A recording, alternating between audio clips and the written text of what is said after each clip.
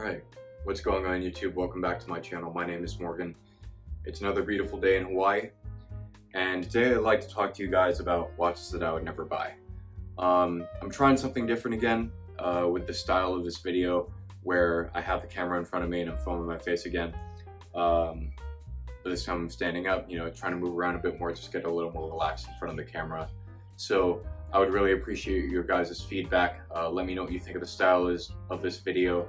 Especially compared to the last one where I didn't even film my face at all. I pointed my camera at the table and was filming my my watch collection. So again, let me know what you think of the style of this video. If you like it or if you dislike it, I would appreciate that very much. And before we get into the list, I just want to do a quick wrist check. Today I am wearing my Explorer 2. It's my first Rolex. I'm very proud to have been able to make this purchase. And yeah, it's an awesome piece. It's my daily wear, and I freaking love it. It's an amazing watch. But with that being said, I'm not here to talk about the watches I like. I'm here to talk about the watches that I don't. So without further ado, these are the watches that I would never buy. Starting off with basically anything from Hublot. These watches are, in my opinion, just terrible value for money. They're upwards of, all of their watches are upwards of 4 figures. And like in general, that's really asking a lot for a watch that is powered by an ETA movement and it doesn't really have like a timeless classic design that other competing brands might. So that's it's really hard to justify that kind of price tag.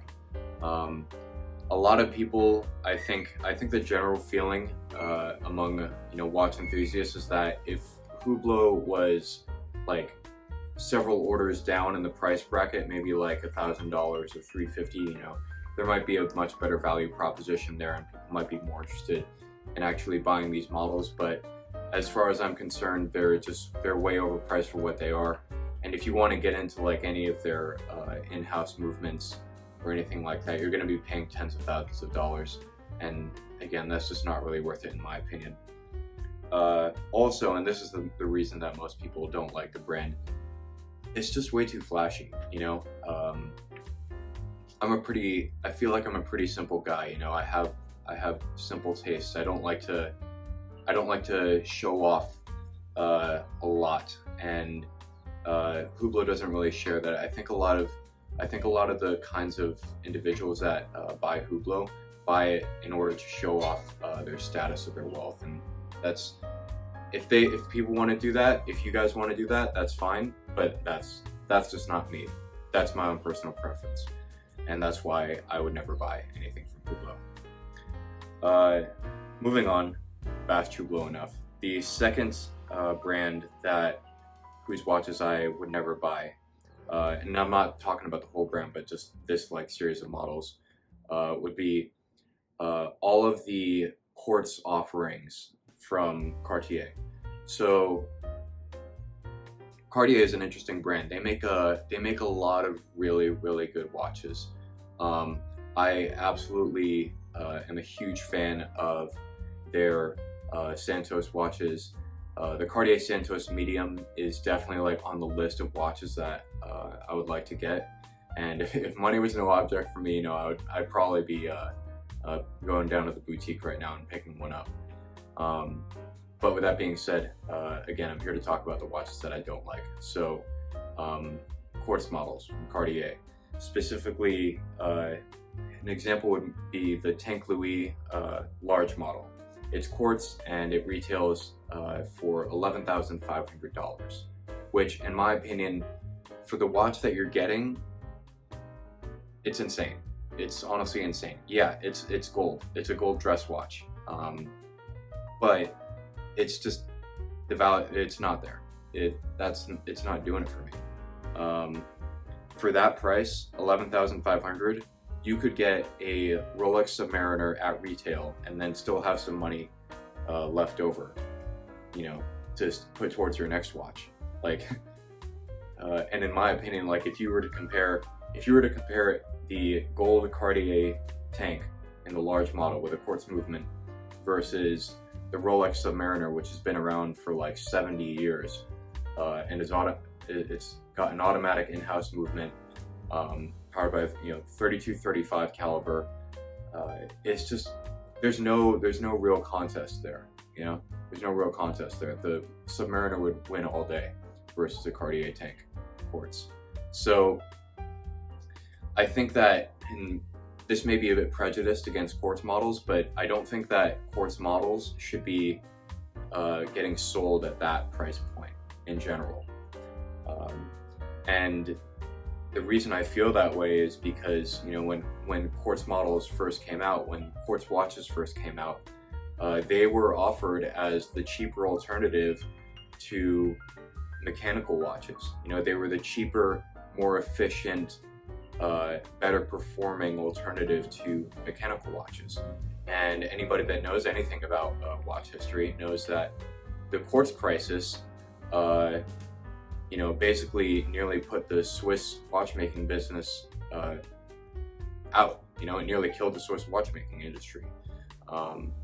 So when I think about luxury and quartz, I don't think about them in the same realm. I usually think about quartz models as slightly cheaper, still great, but slightly cheaper and better value. I'll show you my G-Shock actually, just to prove that I'm not a quartz snob. But this is my G-Shock right here. It's obviously a quartz watch, and I love it. It runs great. It's got a roll timer chronograph. It's an awesome piece. But it's also $200, and it's not $11,500. So you can see what I mean there. Moving on. The next watch that I would never buy is going to be the Omega Ploprof. I'm a huge fan of Omega. I have two of their watches, both Seamasters. One is a Diver 300M, the other is a Planet Ocean, and I am very interested in getting a Speedmaster eventually as well. But as for the Ploprof, I can appreciate the history. I can appreciate the brand really testing its limits, its technological limits in that respect. But for me personally, I could never get away with that watch. That watch is simply way too big on my wrist. It would not fit me at all, and it would look like I was trying to wear a freaking like a DVD on my wrist. It's just too big. It doesn't work out. That being said, though, it's not a bad watch, and if you're like a bigger dude, then you could probably get away with that watch, and you could probably make that watch look really good. So moving on, the fourth watch that I would never get, and this is one of those easy targets, but Daniel Wellington watches. And these watches have kind of been out of style for a long time now, but for anybody watching my channel that is not really into watches as much, or is very new to the watch world, Daniel Wellington is not the brand to go to. In my opinion, they're not even a real watch brand. They're more of a drop shipping brand that sells watches made from Alibaba. If there's really any way to describe the company, it's that. Yeah, they're hugely overpriced.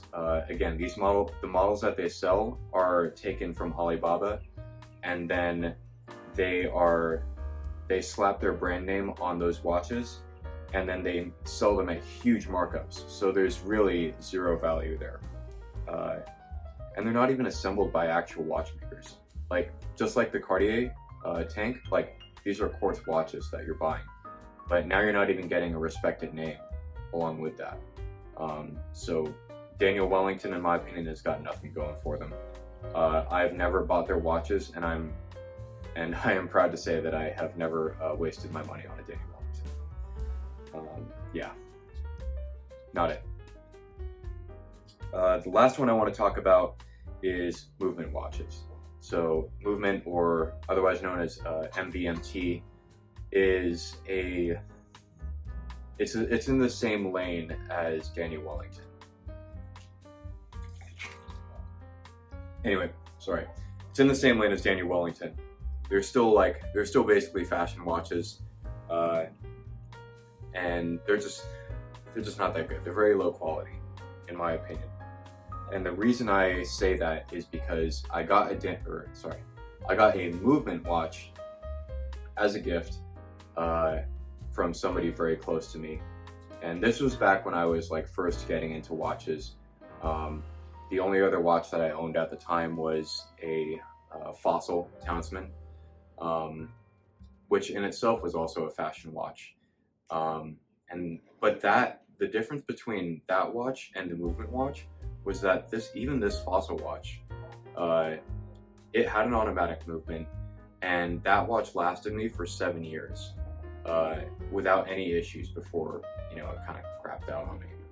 But this Movement watch that I had, it maybe lasted me for about a month before the actual like minute and hour hands like fell off of the pinion and were just like shaking around inside the watch case and scratching up the dial. It was kind of a nightmare to deal with. And then when I sent that watch back to Movement to get a replacement, they sent me the identical model, and the same exact thing happened with that watch again. So at that point I was done with the brand, and then I realized down the line that just like Daniel Wellington, these watches are sourced from Alibaba, and they're basically drop shipped to customers. And yeah, it's not really a good watchmaking brand. Poor quality control, just in general, not so good. And the thing about these fashion watches too, to really like wrap this all up, is that these fashion watches, because they're so overpriced, they are competing in about the same price tier as genuine watchmakers like Seiko or Tissot or Citizen, who, if you go to those brands, you'll actually get a real watch. You'll get really good value. I'm the proud owner of a Seiko 5 GMT, which I believe I was wearing a couple videos ago. But I own a Seiko 5 GMT, and that watch is absolutely amazing, and it runs great. It has dual time zone functionality. I can actually track 3 time zones with that watch, but that's just so much better performing than Movement and Daniel Wellington ever did. And if you're gonna start out a watch collection, if I was to start over my watch collection from day one, if rewind the clocks, no pun intended, my first watch would probably be not a Fossil, but a Seiko for sure, and then I would go from there. But that's really all I have. I thank you guys for watching. I thank you for sticking around with me. This is definitely like a very unscripted, rant style video. So I appreciate any feedback that you guys have for me, and thank you for watching. I'm out.